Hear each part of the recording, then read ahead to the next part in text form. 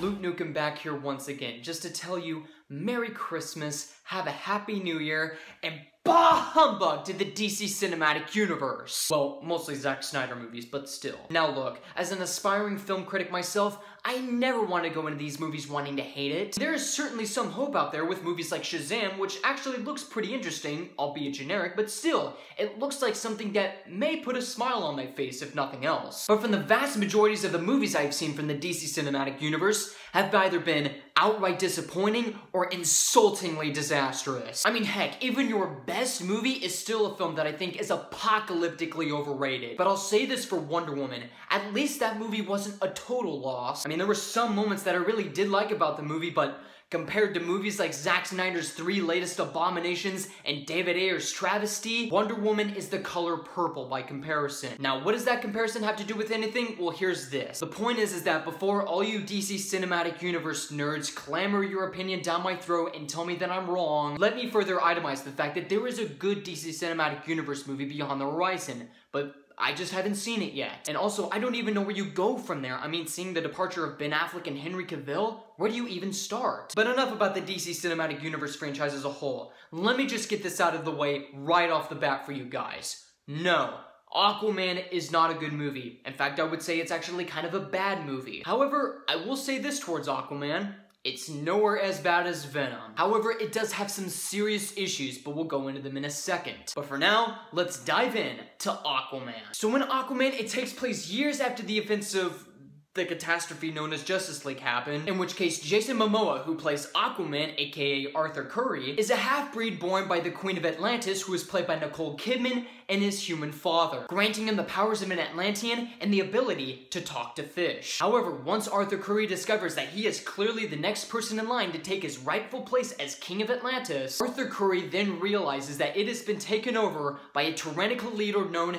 as Orm, played by Patrick Wilson, aka the Night Owl, who he himself was born under the blood of an Atlantean by, guess who? The Queen of Atlantis, by way of forced marriage. But the worst part about all that is Orm is hatching a revenge-like scheme to commence a war between the surface world and Atlantis, trying to make the race superior than the other. Arthur Curry and Mira, who is played by Amber Heard, figure out that the only way to dethrone Orm is to reclaim the sacred trident of Atlantis. And so it is up to Arthur Curry to take care of business by defeating Orm and taking over what is rightfully his, the throne of Atlantis. So before we discuss the multiple problems in this movie that so many of you clearly want to hear, there were some redeeming qualities that I really had with Aquaman, and surprisingly, there are a few. Let me start off by saying this. In a visual standpoint, Aquaman is the best movie in the DC Cinematic Universe. And the reason why I say that is because the visual effects in this movie are colorful and visually wonderful. At points, I really did like the look of Atlantis. I like some of the certain landscapes. I like some of the certain kingdoms that take place in Atlantis. I like the visual design and the overall scope of the movie because that is what makes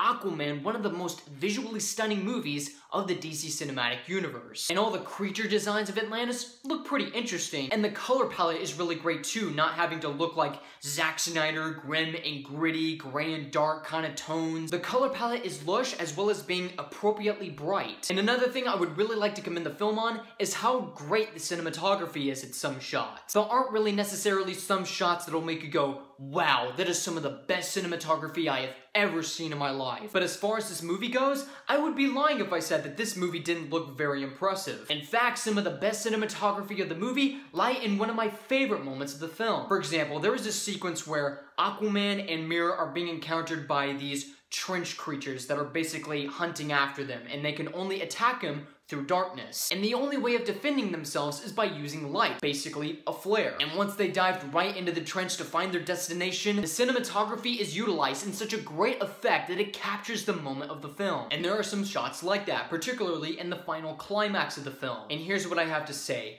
While I have been negative on the guy ever since Conan the Barbarian, Jason Momoa does the best that he can with the material he's been given as Arthur Curry, aka Aquaman. I really can tell that Jason Momoa really likes the character that he has because he's providing a whole lot of charisma and charm to his character a bit. However, there is really one problem in regards to the performance of Jason Momoa as Aquaman, and it has to do with the exact same problem I had with Justice League. He just doesn't have enough screen presence. I mean, sure, Jason Momoa does have charisma and charm to his character, but so can other people when they play a superhero. To me, as I'm watching him in this movie, I really don't go, wow, you're gonna be an action movie icon one day. You, my friend, are gonna have a career of yourself as an action movie lead. Can you imagine if Dolph Lundgren from like the early 80s or 90s, who is also in this movie, was able to pull off such cheesy lines as the one in the trailer? You know that line? Permission to come aboard. Like, just based on that performance alone, it is enough for you to go, oh man, I cannot wait to have a great time with this movie. It's gonna be awesome. Like with Jason Momoa, it's kind of like,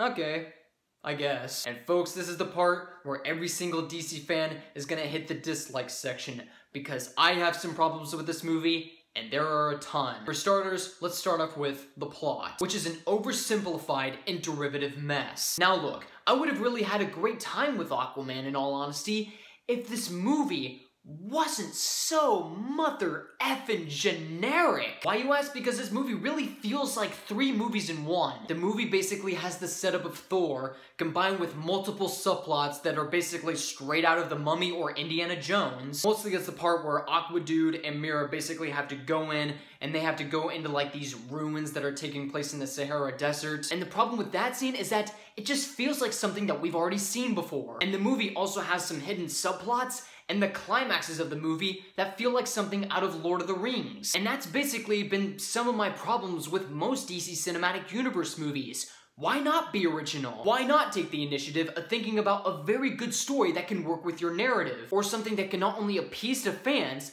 but mainstream movie-going audiences. And even critics who most of you would say are paid by Marvel, but they're not. And so far, with most movies like Justice League or even Wonder Woman, it hasn't worked even the tiniest bit. Another considered problem that I have with this movie is that there really wasn't a whole lot of characters I cared about throughout the experience. And it's due to incredibly weak character development. When you see character development in a movie, you want to see them grow. You want to see how they became the hero that they came to be. You want them to have engrossing arcs. You want them to have relatable emotional scenes and camaraderie between each other. And the thing about Aquaman is that there really isn't a huge amount of emotional weight in the movie or otherwise great characterization. But unfortunately, the only character development that you get throughout this whole movie is either through montages or flashbacks. In each flashback, you see how Jason Momoa gained his powers in his training with Willem Dafoe. But the problem is, with those flashbacks, they really don't develop emotional weight. The only times they do is when it has to do with Nicole Kidman. Not Aqua Bro,